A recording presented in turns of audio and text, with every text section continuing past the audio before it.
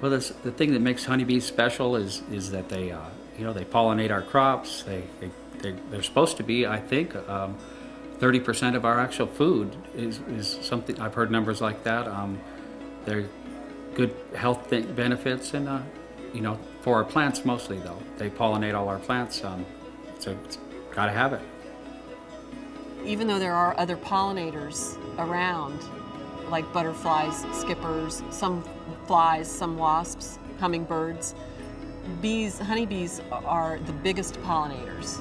They're the best pollinators. I know, looking at statistics, I don't know the numbers, but there's a lot less beehives in the United States, they claim, than what there was 20, 30 years ago. And we're able to move from one crop to another and do the pollination, which is the main thing that bees do. The honey production is just more or less a secondary thing for most of us.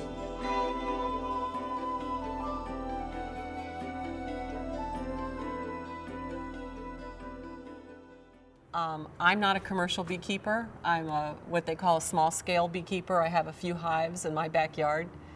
But the colony collapse disorder is really a multi-causal problem.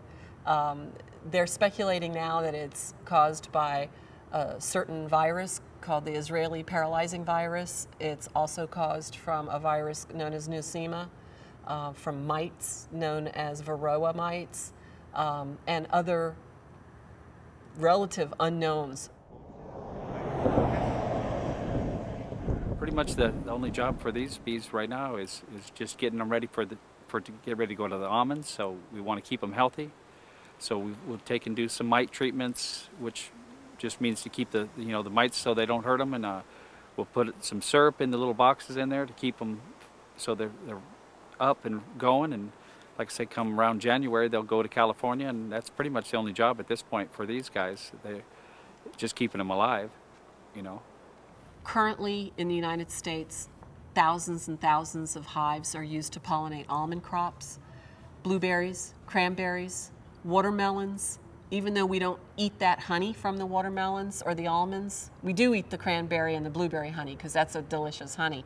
But we need that. We need those bees to pollinate those crops so that we can provide, the supermarket can be provided with these products. These bees were a lot easier at one time. A queen would live, 2 or 3 years, no problem, and keep producing, where a queen, she just quits producing real well, and that's what makes a hive go weak. So we constantly put new queens in and constantly, change them like that to keep them healthy.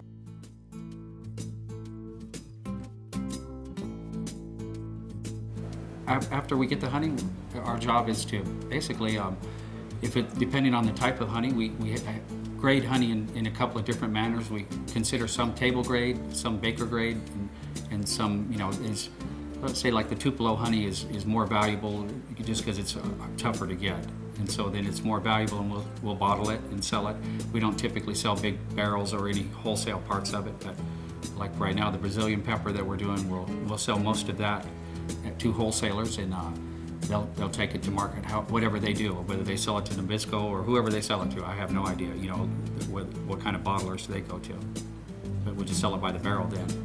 If you keep the whole yard from being upset, you have a lot better day. If you go kick a hive or whatever, you don't smoke them, you smoke them too much, hot smoke, all kinds of different things, you learn pretty quickly, or you get stung a lot. So to cut down the stings, you try to learn how to use your smoker as a tool rather than just to go in there and just, try to drown them with smoke. A lot of people think that we use smoke to calm the bees, and it really is the opposite. It puts them in a state of high alert. They think there's a fire, and they go and run in and they grab belly full of honey because they think they're going to have to take off. When I get stung, which I rarely do, because as a beekeeper I know how to avoid being stung, and I always wear a suit. I am not a macho beekeeper that wants to go out there and just get stung all over the place and then brag, as my face swells up and my eyes swell shut. But it does hurt. The initial sting, they hit you, and you just wait, you count 5 seconds, and then that fire rushes through your skin, and you know that in another 90 seconds it's not going to be there anymore. And you just keep going on with your work. You can't drop everything and run away and scream like a little girl. You've got to continue working on your bees and taking care of them. That's your job, is to take care of them.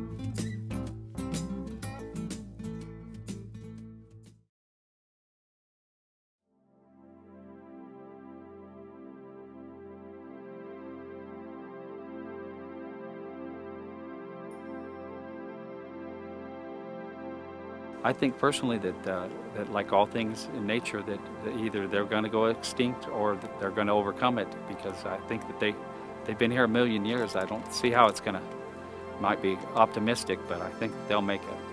That's what I think. It worries me to think that, you know, if bees are to die off, you know, that if bees can't live in this environment, it's kind of scary to think that we're going to have to live in it. It's going to affect us. Whatever's killing bees is going to eventually get us, I would think. And we might be a little tougher than the bees, but probably not much. If we didn't have honeybees, we won't have enough food, we won't have good food, and we won't have honey. And I couldn't imagine living in a world without honey. I could live without ever eating another watermelon or another almond or another blueberry. I wouldn't be happy about it, but I could live without it. But I don't think I could live without honey.